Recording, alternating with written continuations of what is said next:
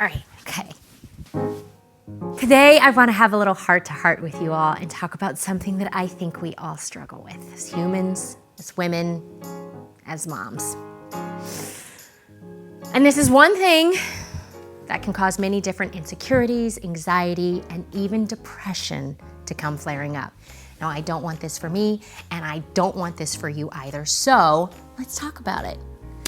What are we talking about? Comparison.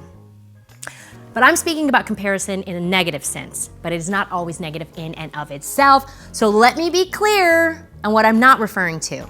I am not talking about finding inspiration from others because that's a positive thing. And I am not talking about being teachable and learning from others because again, that's something we should be doing. And I am not talking about friendly competition or attaining self-awareness or any other things we know to be good, but that takes some element of comparing or measuring where we're at, right? What I don't want is for us to use our escape from comparison to keep us from growth. This would be taking the meaning of what we're talking about out of context.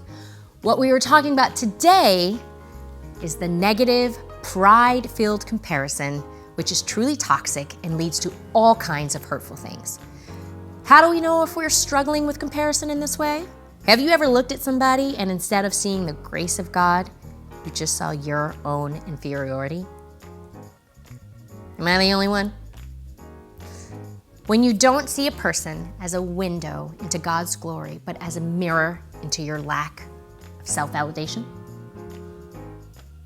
Have you ever looked at someone's success and it became a threat to your self-worth? I feel we can talk all day on this topic, so I just want to share with you guys a little personal story. As you know, hello, I'm an identical twin, duh. And being born as an identical twin, I feel like I had no choice in the matter that people were going to compare. It happens.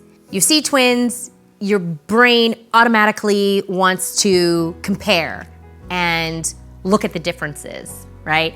Oh, this twin has a fuller face. This twin is thinner. That's how we can tell them apart. One has a mole. One has more bubbly personality. One is a little bit more shy.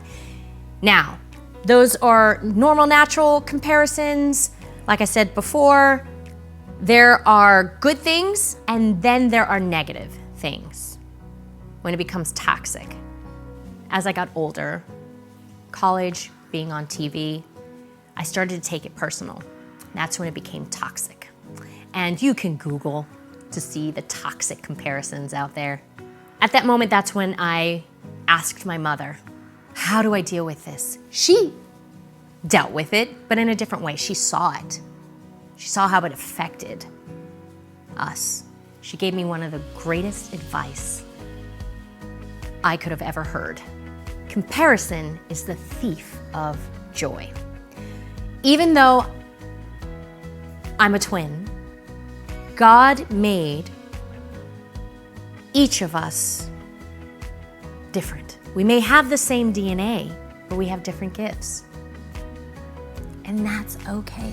However, it's when an individual shifts their focus to look at something else, to compare in a way that devalues their self-worth or makes themselves feel better, that's when it becomes toxic. You could be comparing yourself to your sister, your brother, your best friend, your parents, celebrities, your favorite athlete. My mom loved track, and she gave me this beautiful analogy. We had to watch, track in the Olympics, Summer Olympics, like all the time. But she used to say, all right, I want you to stay focused like that runner who just ran the race. The winner of the race always looks straight ahead and focused.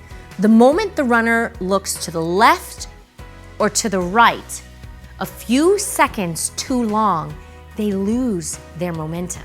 She also said, don't ever, ever, ever look back for too long because that'll slow you down. You will never see a winner of a race do that. It's okay to learn from the past, but she told me it's never good to stay there. So Stay focused on your personal journey because we're all on a different one. We're all made with special gifts, and it's important to tap into those. But it becomes an issue when you start comparing in a negative way, looking left, right, even behind. That's when you might get into trouble. She always used to say, there's always gonna be someone smarter, someone with better skin or easier hair, someone with more money, someone with more of whatever, you can fill in the blank. But no one has more you than you. God made you to be you. Galatians 5 says that Christ set us free. To be free, we are free from needing to find our self-worth in being better than someone else or measuring up to a standard that is impossible to meet.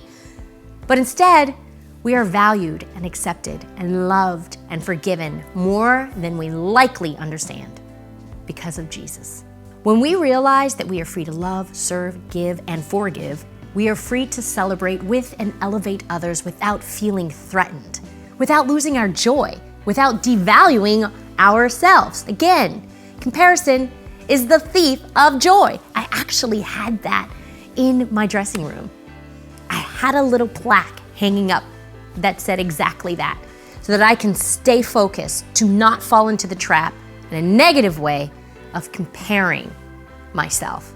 So I want to encourage you this year, be the you that God is calling you to be, not the person next to you or the person in your social feed. You are free to be happy for others without the risk of self-loathing, self-pity, or a lack of self-worth. No matter what the person next to you is doing or saying, and no matter how you're feeling in any particular moment, you can lean on this truth.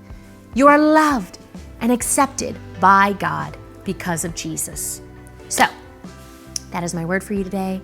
I sincerely hope it helps you to live more free and a little bit lighter. See you in the next one. Bye.